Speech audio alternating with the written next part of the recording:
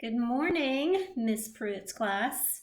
I'm so excited to get to read chapter 11 to you from your Because of Winn Dixie book. Love it. I hope you all are doing great. It's been a long time since I've seen you, and I really miss seeing those smiling faces. So anyway, let's get going with chapter 11. I'm sure you're anxious to find out what's going to happen.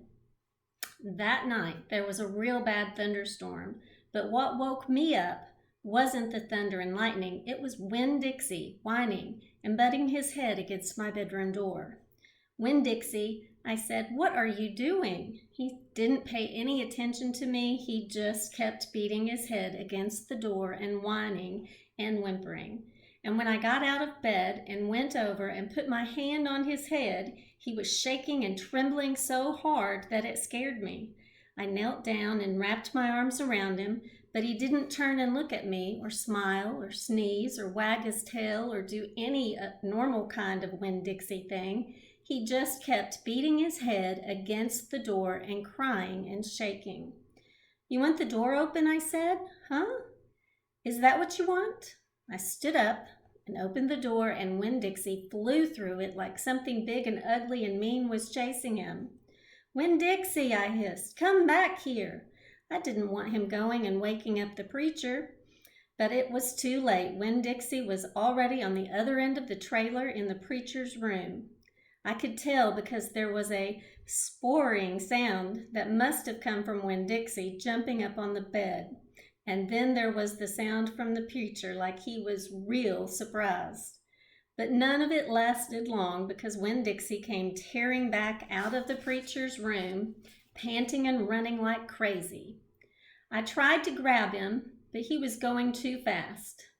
"Opal," said the preacher. He was standing at the door to his bedroom, and his hair was all kind of wild on top of his head, and he was looking around like he wasn't sure where he was. "Opal, what's going on?" "I don't know," I told him. But just then there was a huge crack of thunder, one so loud that it shook the whole trailer. And Winn Dixie came shooting back out of my room and went running right past me, and I screamed, "Daddy, watch out!" But the preacher was still confused. He just stood there, and Winn Dixie came barreling right toward him like he was a bowling ball, and the preacher was the only pin left standing, and wham! They both fell to the ground. "Uh-oh," I said.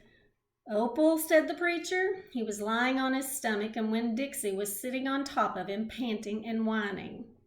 "Yes, sir," I said. "Opal," the preacher said again. "Yes, sir," I said louder. "Do you know what a pathological fear is?" "No, sir," I told him. Preacher raised a hand. He rubbed his nose. "Well," he said after a minute, "it's a fear that goes way beyond normal fears. It's a fear you can't be talked out of or reasoned out of." Just then there was another crack of thunder, and Winn Dixie rose straight up in the air like somebody had poked him with a hot. When he hit the floor, he started running. He ran back to my bedroom. I didn't even try to catch him. I just got out of his way. The preacher lay there on the ground, rubbing his nose. Finally, he sat up. He said, "Opal, I believe Winn Dixie has a pathological fear of thunderstorms." And just when he finished his sentence, here came Winn Dixie, running to save his life. I got the preacher up off the floor and out of the way just in time. There didn't seem to be a thing we could do for Winn Dixie to make him feel better, so we just sat there and watched him run back and forth, all terrorized and panting. And every time there was another crack of thunder, Winn Dixie acted all over again like it was surely the end of the world. "The storm won't last long," the preacher told me, "and when it's over, the real Winn Dixie will come back." After a while, the storm did end. The rain stopped, and there wasn't any more lightning, and finally, the last rumble of thunder went away.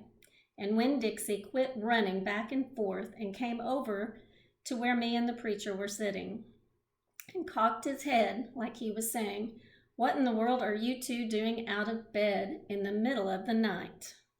And then he crept up on the couch with us in this funny way he has, where he gets on the couch an inch at a time, kind of sliding himself onto it, looking off in a different direction like it's all happening by accident, like he doesn't intend to get on the couch. But all of a sudden, there he is. And so the three of us sat there. I rubbed Winn-Dixie's head and scratched him behind the ears in the way that he liked. And the preacher said, "There are an awful lot of thunderstorms in Florida in the summertime." "Yes, sir," I said. I was afraid that maybe he would say we couldn't keep a dog who went crazy with pathological fear every time there was a crack of thunder. "Well, we'll have to keep an eye on him," the preacher said. He put his arm around Winn-Dixie. "We'll have to make sure he doesn't get out during a storm. He might run away. We have to make sure we keep him safe." "Yes, sir," I said again. All of a sudden, it was hard for me to talk. I loved the preacher so much. I loved him because he loved Winn-Dixie. I loved him because he was going to forgive Winn-Dixie for being afraid.